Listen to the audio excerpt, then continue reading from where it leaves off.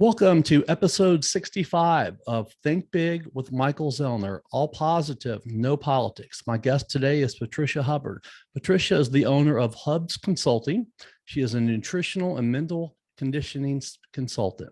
She has a Bachelor of Science in Sport and Exercise Psychology from West Virginia University and a Master of Art and Sport Psychology from John F. Kennedy University. Welcome to the show, Patricia. Thanks for having me, Michael. Great to be here. My pleasure. Thank you. Tell us something interesting about yourself that most people don't know. Something interesting about, growing up in middle school, I was one of two girls in a all boys tackle football league. Really? So I find that kind of interesting. Oh. Yeah.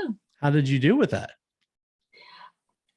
It was a learning experience. It was a growing experience. When I started, I didn't know much about football. I watched with my dad, but didn't know many of the rules, but had to catch on quick because the boys were not super forgiving. So it was, it was interesting. I bet it was. So you grew up in Maryland. What do you remember most about your childhood years? Childhood years, it was always sports. We were a big sports family. My sister and I played year-round something. That was probably the main part of our childhood. We go from, basketball season to softball season to football season or soccer for my sister, camps throughout the whole summer. But we were a big sport family.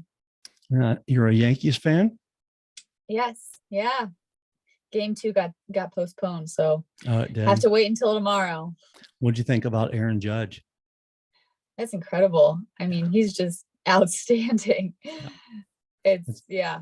It's cool to watch history like that. It is, and I consider it the record. I mean, I know it'll never be the record, because the era and everything, but the way it works. But in my mind, it's the record because you look at Barry Bonds is about 3 or 4 years before in his body and how it changed and those guys there. So, it's, I know we can assume, but it's pretty apparent what they were doing and he's done it the right way. So kudos to him. Right. Yeah. So you went to West Virginia, in Morgantown for undergrad. What was it about the school that led you to the decision to go there? So actually, I didn't start out there. I started out at York College of Pennsylvania, and I went there to play 2 sports actually, and got injured right before my freshman year. So kind of just didn't really like the school outside of what it was going to offer in terms of athletics. So decided to transfer, and I don't know, when I visited Morgantown my senior year of high school, it was just the feel of the campus. I mean, you were on the tour as, incoming freshman, and everyone was just wearing West Virginia stuff, like Mountaineer gear all the way. It was just like this fun, cool, like city. It's like a city in and of itself, but it's just in the middle of mountains. And it was a beautiful campus. I went in the fall, so all the mountains, all the trees were changing colors. It was beautiful. And the spirit of the students, especially around football season, was awesome. And they were one of the only programs of sport and exercise psychology for undergrad. So when I looked to transfer, it was kind of a no-brainer. Right. And not too far from home. Exactly. Yeah. It was a perfect distance, I think. Yeah, that's great. So after getting your master's, within a short period of time, you opened up your own business, Hub Consulting, and you said, quote, "As a mental conditioning and nutrition consultant, I am committed to collaborating with clients to help them build your best self. I help high school female athletes looking to take their athletic career to the next collegiate level," unquote. Being a former athlete yourself, I'm sure that you've been able to connect and relate well to those students. Yeah, it's great. It's it's kind of twofold. I'm drawing on my education in the sports psychology realm, but also my experience as a player and being able to relate to them in that way, especially softball players. I work a lot with softball players, especially softball players. I'm a former softball player, so I'm able to talk the game with them and talk about the recruiting process and talk about, what it's like playing all summer long, kind of that grind and continuing up with that motivation and kind of understanding from a level of where I used to be, what they're going through. So I think that helps a lot. Whereas a lot of, the dad coaches or some of the sports psychology consultants that just got an education that don't necessarily have that like athletic background, that's kind of where they're, missing the mark with being able to relate to the players. I love softball growing up. That was one of my favorite sports to play. Oh yeah. Yeah. What position were you? Yeah, I usually played left field, but I could play anywhere. I mean, I was a good player. I wasn't a great player, but I was a good player, and I just really enjoyed it. So it was just a lot of fun, and I love the camaraderie. Yeah, it's like the most individual team sport there is. You're out there battling by yourself, but you're doing it for your teammates. So right, absolutely. The Center for Nutritional Psychology, CNP, is a nonprofit educational organization. It's dedicated to fostering the development of the area of study known as nutritional psychology. And you were the CNP's diet and athletic performance contributor, and also the lead developer of their diet and sports psychology research category. How did you get started with them? And what do you do as a contributor to the organization? Honestly, completely accidentally.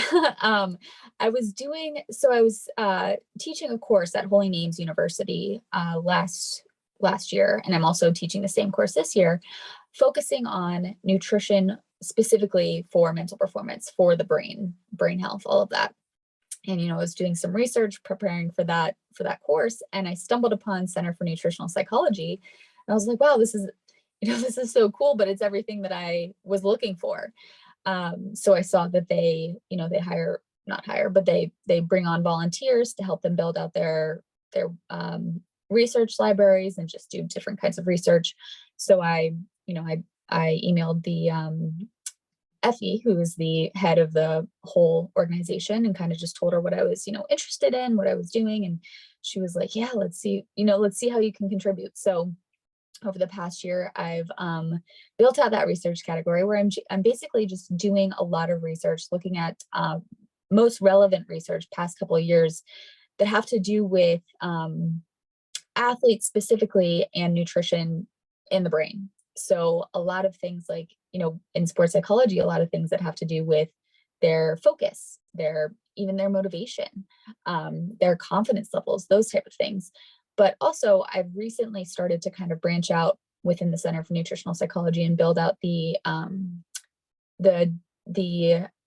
eating disorders. I don't know what it's actually called, the diet and eating disorders for athletes category, because this is a huge topic of interest, a huge challenge that many athletes are facing. So it's really important that coaches and physical trainers and parents get this kind of information, understand the research and, all that goes into kind of the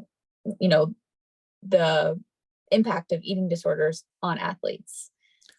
Just thinking about that, from a normal standpoint, from just a person who's, an athletic supporter and a big sports person, you just don't think about that with athletes. You don't think about what is the stuff they're eating? Are they addicted to food? Do they have food issues too? It's just not something we think about from this side. Right. Yeah. And, unfortunately, a lot of the people that are around athletes are unknowingly contributing to some of these disordered thoughts about eating.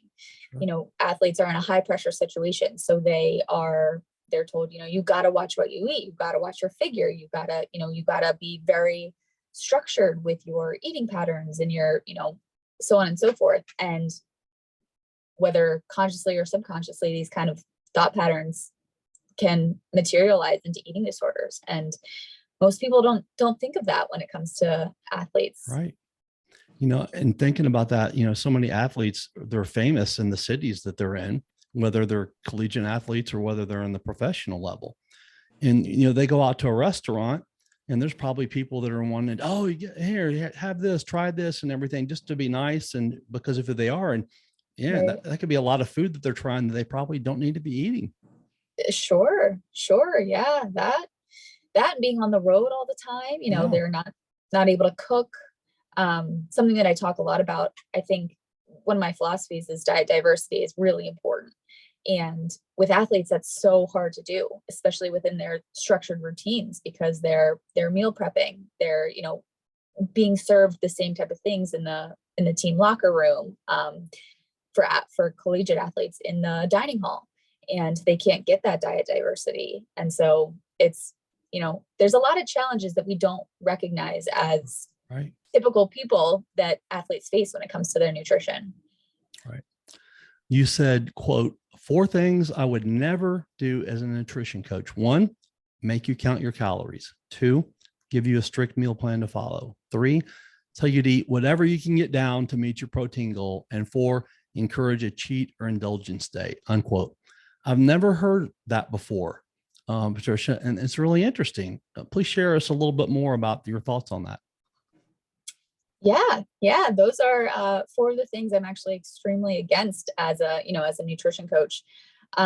So counting calories, I think, is the biggest one. And it's, I think, such a misconception in our society right now, is this idea that if you want to lose weight, if you want to gain weight, if you want to be healthy, you have to count how many calories you're eating.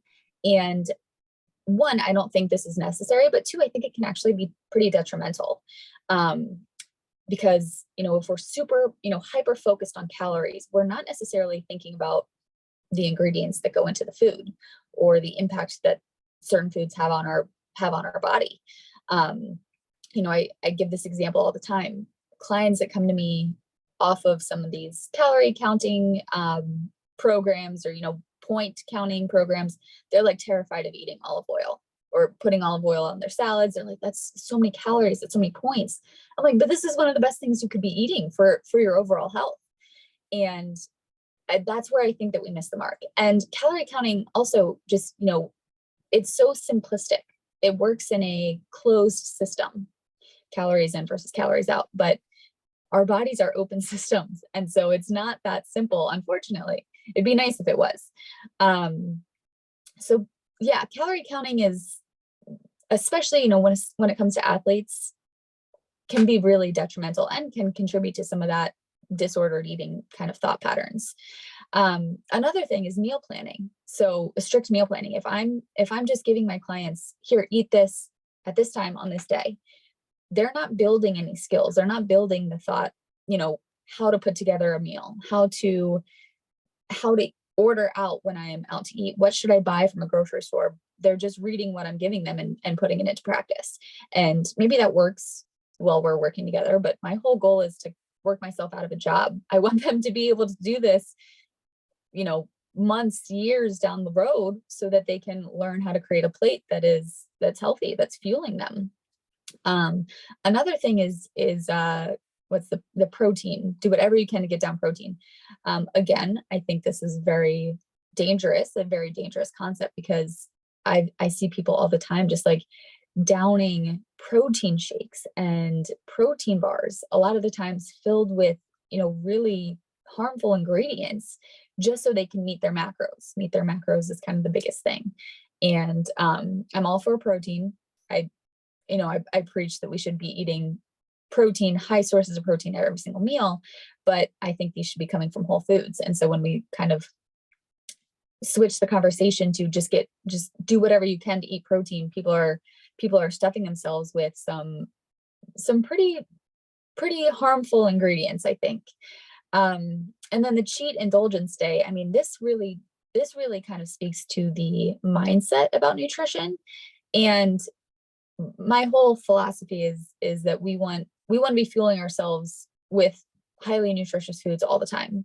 So if we have a cheat day, if we have an indulgence day, we're kind of getting into this all or nothing mindset with food. And so, we're restricting during the week, and then Sunday comes around and that's my cheat day. That's my indulgence day. And I'm just going to eat whatever I can. I'm just going to eat whatever I want. And I mean, this gets us into kind of a negative cycle. It gets us into eating foods that don't support our overall health all of the time. And yeah, it can create that kind of binge restrict, diet cycle where we're not able to kind of fuel ourselves all of the time with highly nutritious foods. Everyone kind of is like, what do you mean? I can't have a cheat day? Like I have to eat healthy foods all the time. And I'm like, no, we can mindfully eat treats. We can mindfully incorporate indulgences, but it's not a full day of just going completely overboard. I think that's where we kind of fall into some of that negative trap there. Thinking about that, I mean, someone could work hard all week, Monday through Saturday. Let's say they lost 4 pounds. And if they go at it on Sunday and eat whatever they want, they could gain all of that back in just one day, couldn't they?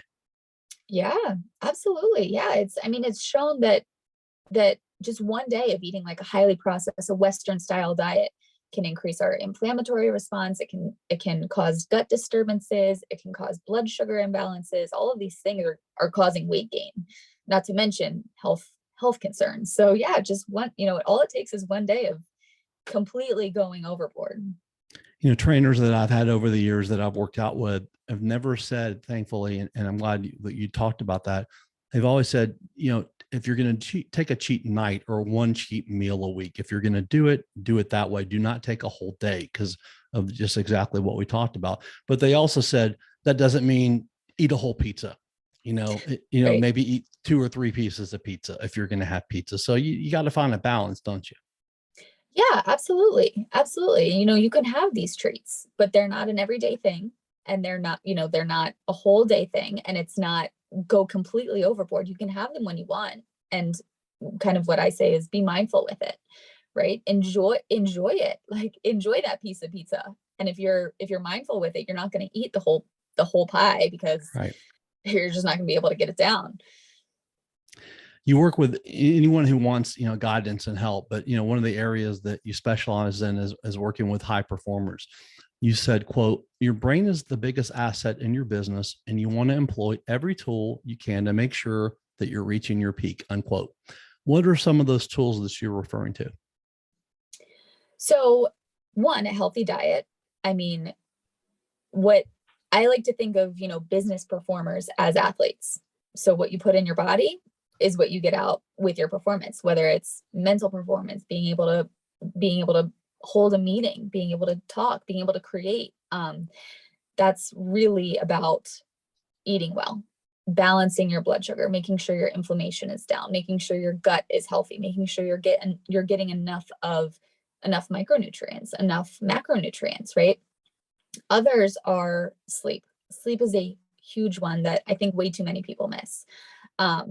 We're, constantly, most of the clients that I see, they're like, yeah, I scroll on my phone up until the point that I go to bed. Like I had one client last week say, yeah, I read the news before I go to sleep. And then I just stay awake because I'm anxious. And I'm like, yeah, well, I can understand that. The news makes me anxious too. But developing sleep patterns so that we're getting high quality 7 to 8 hours of sleep every night is so important when it comes to brain health, performance. Another is stress management. Stress can cause, mental performance challenges, but also eating challenges too. When we're stressed, we tend to eat more, and then we get into kind of that eating. I'm a big dog lover, so don't worry about that barking. Yeah, sorry. That's fine. I have 3 myself.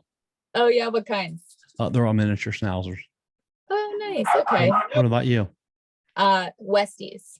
Oh, cool. Also, Yeah. I didn't mean to interrupt you there. Go ahead. I'm sorry. No, that's okay. That's okay. They were distracting me. So yeah, stress management. When we're overly stressed, we can't think well, we can't perform well, but it's also going to impact what we eat and what we, a lot of people turn to some of the unhealthy, some of the inflammatory, some of the processed foods when they're stressed. So that kind of gets into the healthy eating patterns for mental performance as well. So those are my main 3 that are really the biggest assets that I help my clients to improve so that they can improve their performance in their business. I can attest to the inflammation part, because when I'm eating well and focused and exercising and doing it right, very little inflammation. When I eat badly, that inflammation is severe sometimes, and it's painful. And so I can attest, what you said there is exactly the way it is. Right. Yeah. So how do you normally feel the inflammation? Usually most of the time it's in my knees. Yeah. Yeah. Most of the time it's in my knees, and it's not to where, I mean, inflammation where I can't walk or anything, but it's when if I'm not eating well and then try to exercise, it's a difference. It's not as Right. easy to do some things. Right. Absolutely. And I think that, inflammation is a big thing that so many people experience. And until they start to cool off that inflammation, they don't realize what it is. Right. They're just in pain. And they're like, wow, like once we start to make some changes, they start to cool off their inflammation. They're like, wow, that I was in a lot of pain. I didn't realize it. I think so many people think about eating and dietary patterns as weight, but really what's behind the weight is a symptom.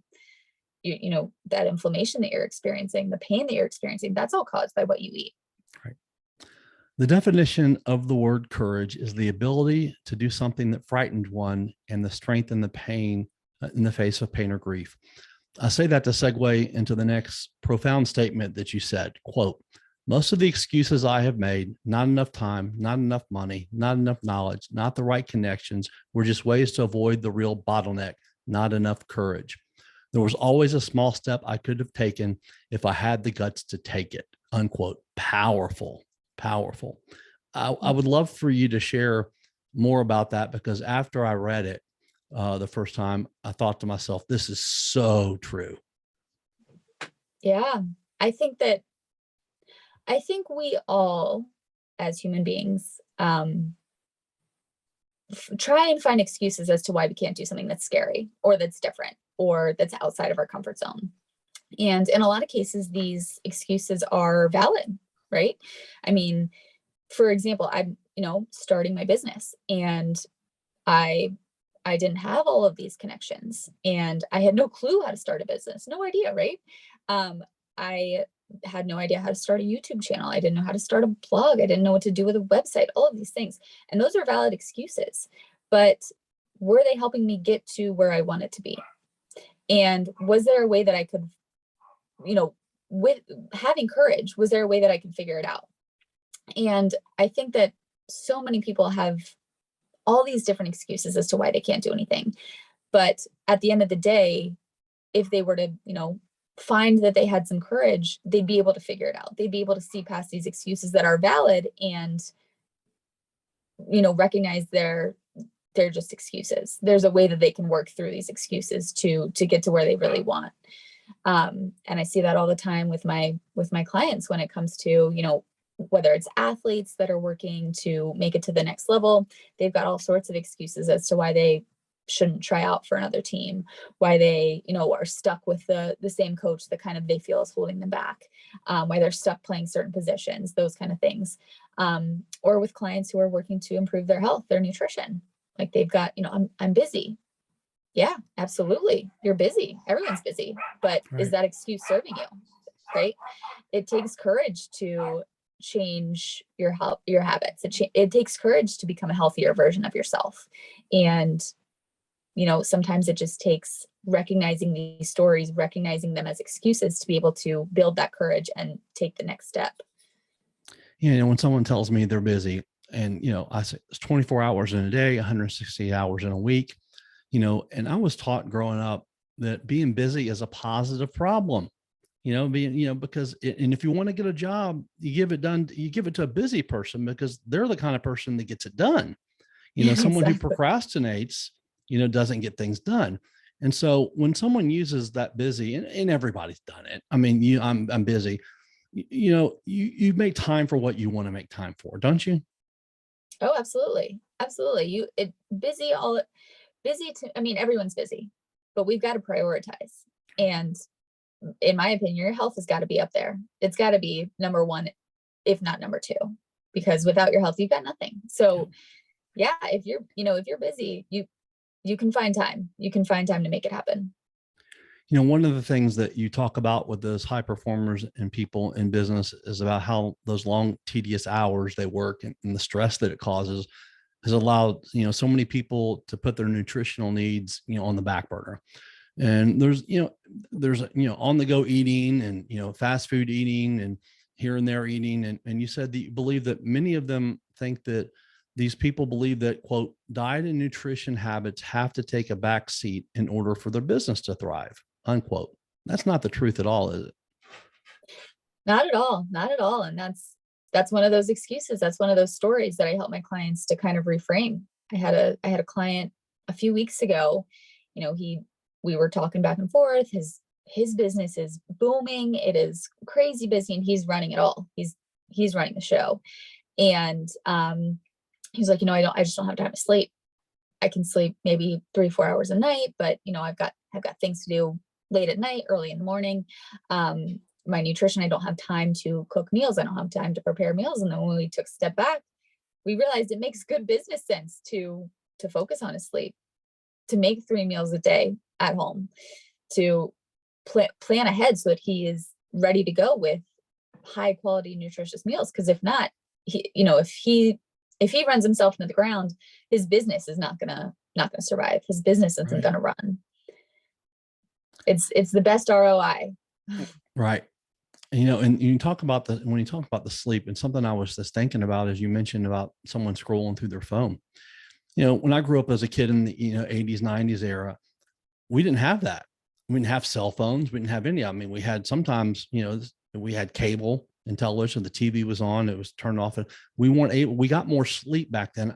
Something I'm thinking about, maybe I'm just thinking this, but maybe people back then got more sleep because there wasn't as much to do. Now there's so many distractions around us that people are getting less sleep today than back then. Yeah. I've never thought of it, but that would be I'm sure there's been studies done. That'd be an Sure. interesting, that'd be a really interesting study to hear. Because when you think about it, there weren't TVs in the room. Like, you had to turn off the TV, go up to your bed Right. and go to sleep. It was like a separate thing. And there wasn't phones to be scrolling through. If you were doing anything, you were reading a book in bed. Right. Which can help to actually relax you, rather than the blue lights constantly in your eyes keeping you awake. Yeah, and the reading puts you to sleep. Exactly. To follow up on that, you said, quote, "Focusing on your nutrition isn't a distraction for your business. It's a necessity that will further accelerate your health and your career," unquote. What are some of the ways that you teach your peak performers where they can see that just makes so much sense? Right. So, I mean, the biggest way I do it is by helping them to start to make a change. And they realize, wow, like, I woke up after 7 hours, when they're getting 4 or 5 hours of sleep. I woke up after 7 hours and I got so much done today. Or I was working with a client the other day, and we started implementing more nutrient dense foods rather than, chips and salsa for dinner. And she was like, I have so much energy, like I can focus during my day. And so it's less about, convincing them, and more about letting them convince themselves through action. What is the biggest challenge that you've overcome? In my business, or just myself? Just in any way whatsoever. Yeah, both, I guess. Yeah. Biggest challenge. That's a good one. I would say honestly, building my business. Every day is a challenge, and it's tough because I'm all by myself. I've got no one to kind of bounce ideas off. I have a mentor. I have a couple coaches, so I work with them. But it's a challenge. Every single day is like something new, something different I've never done before. I don't have a roadmap to follow. I don't have anyone looking over my shoulder like, hey, did you do this today? Did you get this done? Helping me to schedule my time. It's all on me. So every day is a challenge with that. Quote, "There will never be a perfect time to do something that stretches you. If you were ready for it, it wouldn't be growth," unquote. To me, that's a perfect example of how important it is for people to get out, as we talked about earlier, out of their comfort zones, because that's where you really find out what you're made of there, isn't it? Oh, absolutely. Absolutely. I mean, if you're doing things that feel comfortable, that you're ready for, like that quote says, you're not growing. You're just putting in another rep. There's so many diets out there, Patricia, and we're bombarded every single day on television, on the internet about these things. And, I don't have to name them because everyone knows their names. They know the advertisers have ingrained these into our heads and our minds. And, I've lost a lot of weight over the years on a few of these diets. However, and I know you're probably aware, you always gain it back, and usually you gain it back plus some. If you follow most of them strictly, you usually will lose weight, but there's a catch. These diets don't teach you what to do when you aren't on them anymore. So when you stop, you go backwards to those old behaviors. And they know this and they count on this, in my opinion. And that's how they keep people coming back. And that's why they can continue to run their commercials, because they make so much money. And people come back sometimes, many times over the years.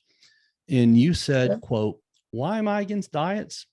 Greater restrained eating results in greater food cravings and thus more episodes of uncontrollable eating and emotional eating," and unquote. And that's always exactly what happened to me. And so I can relate really well to what you said there. And I'm sure there's probably people that are watching or listening to this that have been there themselves. Tell us a little bit more about why we have these eating habits and what we can do to change them. Yeah, I mean, eating habits are learned. And, unfortunately, in the food environment that we're in, food companies are literally creating foods that are so good tasting and keep us coming back for more, keep us wanting to come back for more. And I mean, there are tons of different theories as to why the obesity epidemic. But when we try to diet by restricting calories, counting points, whatever the case, all we're doing is we're restricting our food intake. And the brain can't make the difference between, I am starving to death, like I'm restricting calories because there's no food available, and I'm restricting calories just to lose weight, right? Back in, our ancestors' days, nobody was counting calories. Nobody was like, how many calories is this handful of berries that I'm about to eat? So when they were skinnier, weren't they? Exactly. Right. If they weren't eating, it wasn't because they were they were on a diet. It was because they hadn't found food in a few days. And so the brain responds by upping levels of our hunger hormone, trying to get us to seek out food because that's what's going to keep us alive. So the diets that you're talking about, the ones that everyone's on, and they work well. I'm not going to say they don't. Sure. Restricting calories can work well, but you get to a point where your brain wants to bounce back. Your brain wants to, okay, we've had enough of this. I'm hungry. Let's go search some food. Let's go seek out some food. So like you said, we're constantly coming back to these diets. We're constantly coming back to, exactly. I'm not going to name any of them, but sure, certain programs where you're on them for years at a time. And then as soon as you go off them, you don't have the skills. You don't know what types of foods work well for your body. That's another thing, is that these programs aren't individualized. They're cookie cutter approaches, and everybody's body is different. Our gut microbiome, which has a huge impact on our metabolism, our availability to digest nutrients and utilize nutrients, and our, production of certain hormones and neurotransmitters, is as unique to everyone as their fingerprints. So, we're telling someone who's 500 pounds and someone who's, maybe 10 pounds overweight to eat the same things and eat in the same way and exercise in the same way, when obviously their bodies need different things. And that's, without that individualized approach, without understanding what your body needs, without understanding the skills and the behaviors and even the mindset that goes into eating, right? I mean, eating is more than just, I'm hungry, I'm going to eat. Eating is emotional. It is stress relieving. It is, comfort. It's triggered by certain cues in the environment. So without understanding all of that, what goes into your, what drives you to eat, you can't make this sustainable change on your own. You're going to always need to be on someone's program. And I think there's a lot of psychology that goes into the way that they advertise and do things, because they change the programs all the time. And so a lot of times you're on one program with one of the companies, and then within a year they've changed it, and here you are, you've bought all these different things from them, and you have all the stuff, and then you have to go do it again, and they change their plans. And it's just, so I think that, to me, that's this quote, maybe a little bit shady, but, I understand it's marketing, it's business, but, it's just not a good way to do it, in my opinion. that's what's sad is that, these companies, like, they're health promoting, they care about people's weight loss, but at the end of the day, do they? Because Right. yeah, if you're being shady in your marketing, if you're keeping people stuck on your program, otherwise they can't do it on their own. Do you really care about people's health? Do you really care about them losing weight for good? Which is sad because that's what people need right now. Yeah, and they try to touch on your emotions with some of the commercials they run too. And look, kudos to the people that lost weight on those programs. No matter what, anything that you do like that, it takes effort, it takes determination, it takes desire, and you got to be willing to stick to your goal. So, I mean, kudos to those people. But touching on people's emotions that way, and like I said, I understand it's marketing. I understand what they're doing, but it's just, it's just not because, right? Do they really, really, truly care about, of helping people? And you wonder that. Right. And if you don't want to have to wonder that, right? Yeah. You want to think that they have everyone's best interest in mind, but you're not so sure. But I completely agree. I mean, if people are on those programs or experiencing success, I tell my clients all the time who come to me who say, like, I've tried this diet and this diet and this diet, and I've lost weight and then I've gained it back. And I'm like, you care so much about your health that you have tried and tried and tried and tried again. And that's amazing. That's a huge motivating, like, you've got a lot of motivation there. You just haven't figured out what works best for you. So kudos to those people. I mean, it takes a lot, like you said, a lot of dedication, a lot of consistency, a lot of motivation. And yeah, it shows that they really do care about their health and well-being. You posted this quote: "Food literally determines how your memory functions, period, unquote." Tell us about that, please.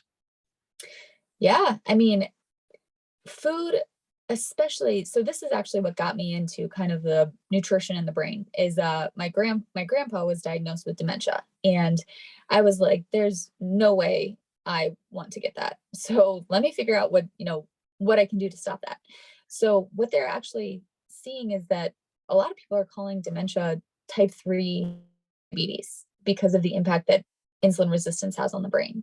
So the foods that we eat, the impact that they have on our insulin metabolism, our glucose metabolism, our insulin response, can either cause us to increase our BDNF, which can increase memory.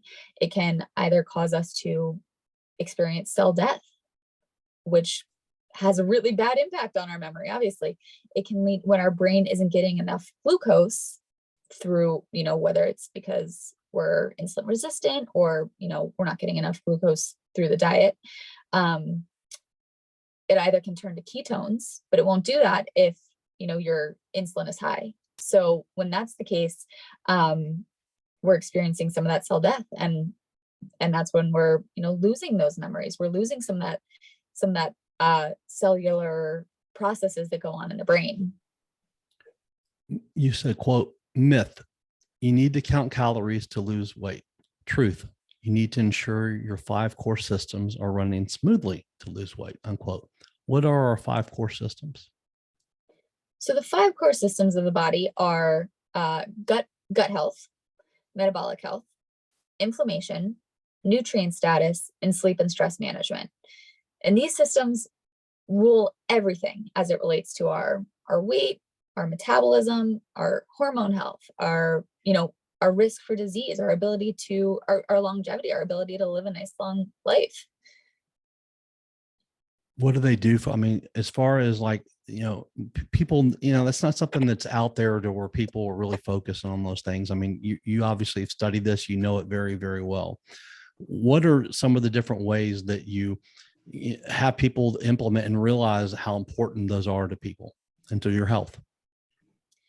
So again, it's not something that I'm going to convince people of, right? Sure. I mean, at the end of the day, I can tell everyone all the facts. Chronic inflammation is related to over 50% of the deaths in the United States. 88%, if not more, studies are still trying to determine that 88% of people are metabolically unhealthy, right? Our gut rules everything. our gut is linked to certain types of cancers. It's linked to autoimmune diseases. It's linked to mood disorders. It's linked to diabetes, metabolic health, all of that. So I can give everyone kind of, these facts and the research and, tell it all to them. But until we implement some protocols that improve their gut health, that improve their nutrient status, that lower their inflammation, they're not going to realize how much of an impact it has on their health. Once they start doing it, and I've seen this with many of my clients. One of my clients, we just improved her gut health. All we did was focus on gut health. We didn't restrict calories. We didn't, nothing. She wasn't even really working out physically. She lost 30 pounds and she was like, wow, I had no idea.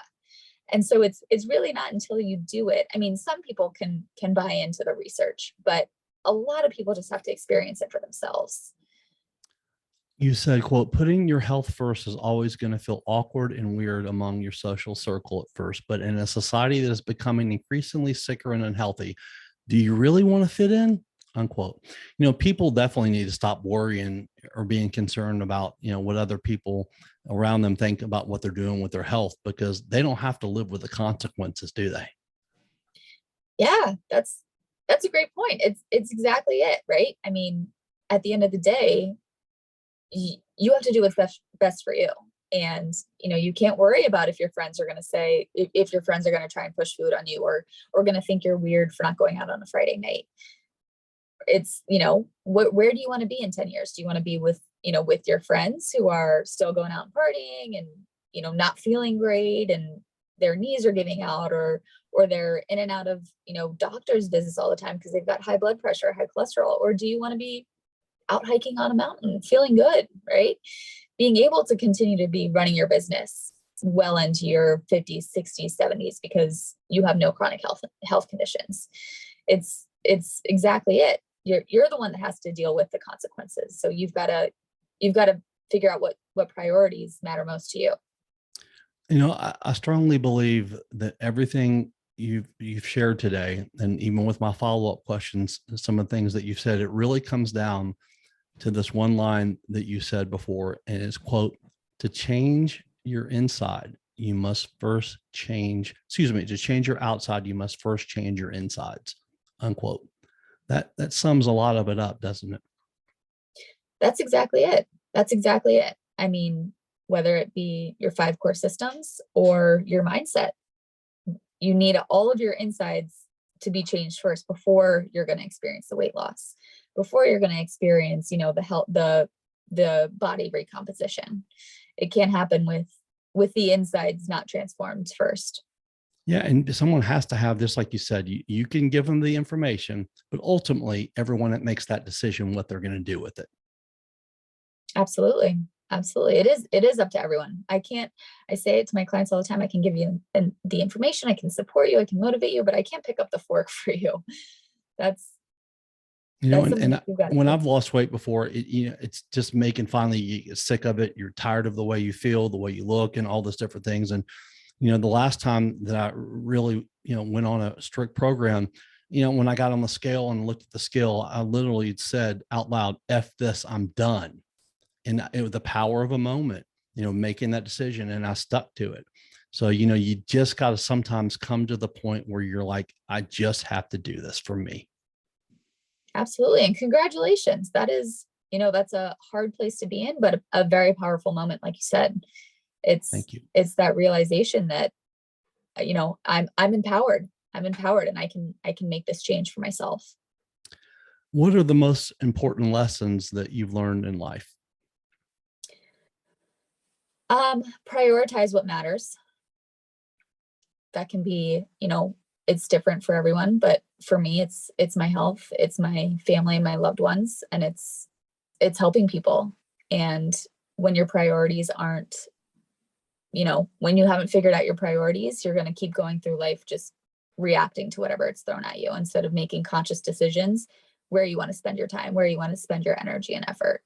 I think that's the biggest lesson I've learned so far. How can people find you and follow you on social media, and also connect with you if they want to learn more about what you do? Yeah, you can follow me on Instagram. I'm at Hubs Consulting. LinkedIn, Patricia Hubbard, you can find me there. And my website is hubsconsulting.com.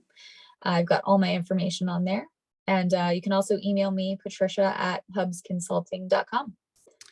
And you also have a free live webinar coming up in November too, don't you?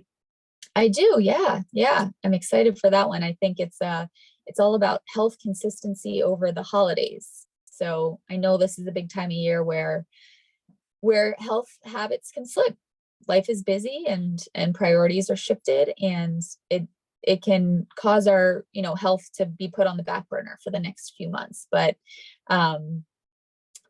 I know for a lot of us, we don't want that to happen. We want to be able to continue with our healthy habits over the holiday season. So I'm talking all about the secret to health consistency over the holidays in that webinar.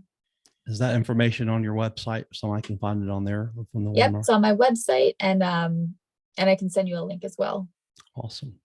Your thoughts and insights into health and nutrition are really, they're very eye-opening. And as many years as you went to school for this, and with the continued work and the research that you were doing, I know wholeheartedly that you're going to help a lot of people. You already are doing that. You're going to help a lot more people, change their lives. You seem to be just a very sincere and genuine person. And I really appreciate you coming on today. This has been great.